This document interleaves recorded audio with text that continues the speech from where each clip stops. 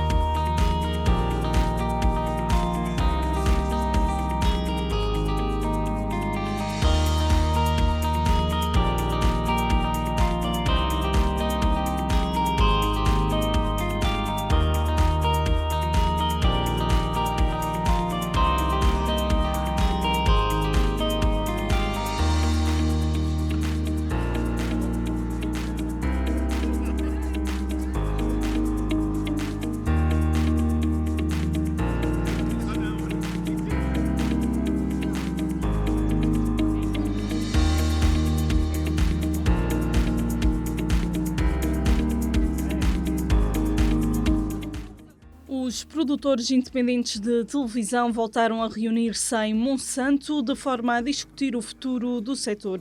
Neste 11º encontro, promovido pela Associação de Produtores Independentes de Televisão, fica o compromisso de continuarem a ser voz de todos os associados e produtores. São várias as oportunidades, desafios e perspectivas sobre a produção em Portugal.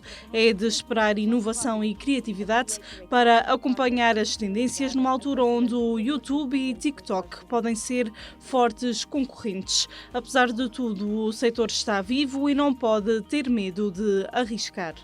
Eu acho que estamos a passar uma fase muito dinâmica da produção independente, porque efetivamente os meios de financiamento vão se dispersando, não quer dizer que vão diminuindo, mas nós temos que os procurar em sítios diferentes, em mais sítios para conseguir fazer as montagens financeiras dos nossos projetos. Mas a verdade é que estamos cada vez mais a conseguir fazer essas produções. O facto de sermos um país pequeno, que é algo que muitas vezes tendemos a achar que nos limita, só nos dá vantagens. Nós conseguimos estar a filmar tanto no centro da cidade como vir para aqui e parecer que estamos no meio de uma floresta, neste parque magnífico de Monsanto. Essa agilidade é uma mais-valia e devemos sempre tratá-la como isso. E acho que a produção independente tem sabido responder a isso. Olhando para as tendências de consumo audiovisual, de notar que os microdramas podem realmente ser uma nova linguagem de ficção, uma das preferências dos consumidores. Portugal já está a fazer uma aposta nestes novos formatos, mais curtos e na vertical. Os 3 objetivos que nós tínhamos foram cumpridos. Portanto, nós tínhamos um objetivo de inovação própria do próprio player e todas as capacidades técnicas que nós tínhamos na nossa operação da RTP Play, e tivemos que fazer alterações aí. Tínhamos também esta componente de inovação, desafiar o mercado e o ecossistema de produção para trabalhar estes conteúdos, e também foi explicado que houve um trabalho muito grande com a produtora, com a SPI, com os realizadores, com os atores, com os guionistas, com todo o pessoal técnico de edição. Depois temos também um trabalho de investigação de distribuição, que também foi conseguido da nossa parte, e foi interessante o processo de chegarmos ao modelo final. Portanto, esse era o primeiro objetivo. O segundo era um objetivo de alcance, e os 17 milhões que tivemos de alcance acho que falam por si. E havia um terceiro objetivo que tem a ver com trazer alguma audiência que eventualmente não tivesse contacto com a RTP Play, trazê-la para a RTP Play, e isso também foi conseguido na nossa perspectiva. Portanto, em termos desta operação, ela é uma operação que valeu por si e que faz sentido só por si, não é complementar. Agora, eu acho que nós vivemos num ecossistema de atenção que tem que ser gerido em termos de distribuição de uma forma distinta do que temos feito até agora. Acho que temos que conseguir perceber qual é a melhor maneira de estarmos neste ecossistema, e provavelmente este tipo de formato vai fazer parte do nosso mix, foi como eu também expliquei, com toda a certeza que no futuro este formato vai fazer parte do mix de distribuição que nós temos e de produção. Vai fazer parte, ou como disse o Rodrigo da Globo, haver spin-offs de séries que podem ter alguma leitura aqui, ou haver versões de alguns conteúdos aqui, ou conteúdos originais produzidos exclusivamente por aqui. Portanto, todas essas possibilidades estão em aberto e nós estamos a querer experimentar e queremos trabalhar, obviamente, com os produtores independentes, que é o DNA da RTP, é esse. Todos os formatos são vistos como uma oportunidade. Há que adequar o conteúdo a cada formato. Em alguns conteúdos faz sentido complementar a emissão linear com narrativas mais pequenas. Acima de tudo, toda uma aprendizagem dos hábitos e das plataformas de distribuição, com a própria televisão tradicional a chegar aos novos ecrãs. Se faz sentido para as nossas audiências e para os vários tipos de público, naturalmente nós não podemos ficar alheados do que é um interesse natural e iremos desenvolver, seja microdramas, seja micro-realities, seja formatos de branded content, porque se eles têm apetência e fazem sentido no que é o dia-a-dia de hoje, claro que eles têm que ser integrados numa lógica de produção.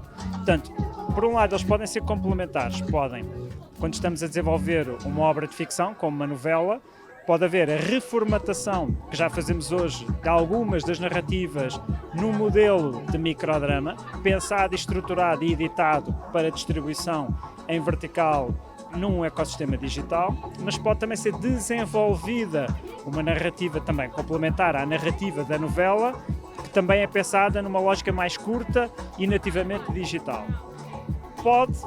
E isso é o que eu acho que será o desafio, se o mercado nacional e na produção portuguesa distribuída e internacionalizada, se há mercado para produtos que não são complementares, mas são nativos, ou seja, pensados única e exclusivamente como formatos microdrama ou microentretenimento que vivem por si e conseguem a rentabilidade e a sustentabilidade num ecossistema em que não têm a televisão linear de base e, portanto, têm que se sustentar e pagar apenas com a distribuição digital. E aí, nas plataformas próprias, há uma rentabilidade lógica, porque somos nós que distribuímos e monetizamos, mas quando partilhamos e distribuímos em plataformas sociais, de redes sociais, essa monetização não é feita da mesma forma e na maior parte dos casos até nem é feita de todo. Portanto, aí torna-se mais difícil fazer com que essa produção se pague a si mesma. Soluções, trabalhar com outras plataformas que têm modelos e tentar distribuir nelas, desenvolvermos a própria ou ganhar escala. Portanto, teremos que explorar e acho que o momento que já passámos noutros formatos e com esta fragmentação de consumo, esta é mais uma aventura que iremos abraçar.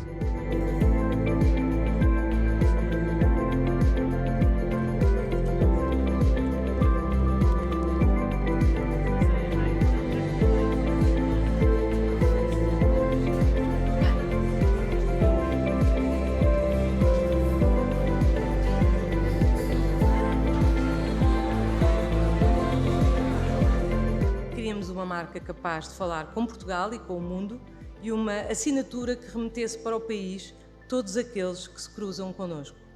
O resultado desse desafio é esse, o resultado que vos mostramos hoje em primeira mão. Esperamos que gostem.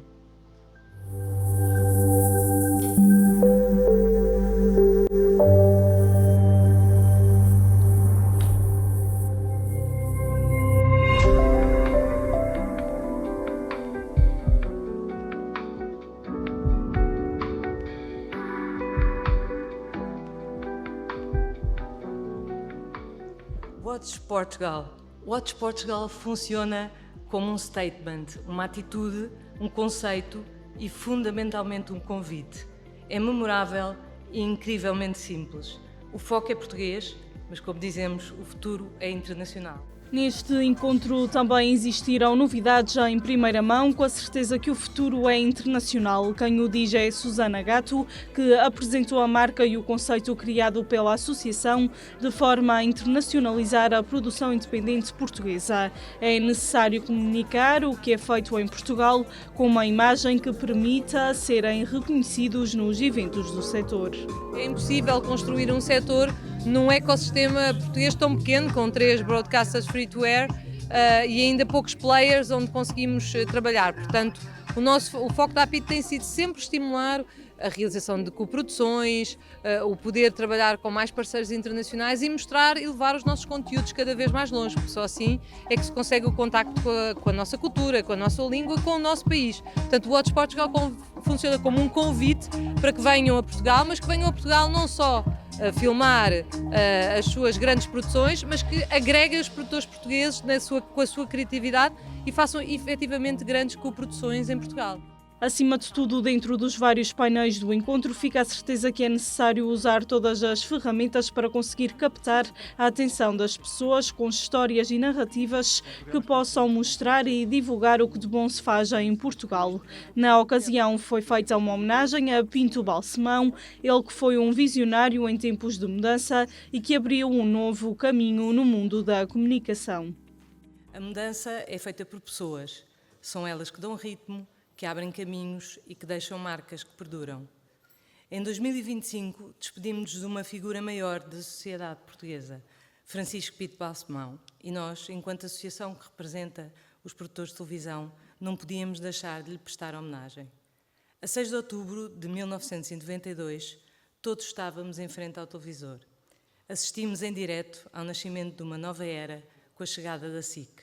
Trouxe-nos mais cor, música e energia. Decorámos o hino, cantámo-lo vezes sem conta e deixámo-nos envolver pelo arco-íris que forma as suas 3 letras. Francisco Pinto Balsemão foi muito mais do que o fundador da SIC, todos o sabemos. Mas hoje aqui, em nome da APIT, da direção e dos associados, agradecemos-lhes por ter aberto portas e ter acreditado na produção nacional, por ter impulsionado novos modelos de entretenimento, de informação, de ficção. E permitam-me apenas uma nota pessoal. Sempre que era noticiado que eu assumia um novo cargo ou representação, recebia do Dr. Balsemão um e-mail de parabéns e votos de sucesso. Um gesto simples, mas constante. Uma atenção que dizia muito sobre a sua generosidade e sobre a forma como acompanhava todo o setor. Aquele 6 de outubro marcou um antes e um depois na televisão portuguesa. O caminho que abriu continua a influenciar o que fazemos e a forma como o fazemos. Esta homenagem é-lhe dedicada. Um dos nomes mais influentes e incontornáveis do nosso país. Francisco Pinto Balsemão. Que usemos o exemplo de Francisco Pinto Balsemão para cultivar o nosso gosto pela vida e pelos outros e para nos inspirar a fazer a diferença através dos nossos gestos, ações e atitudes.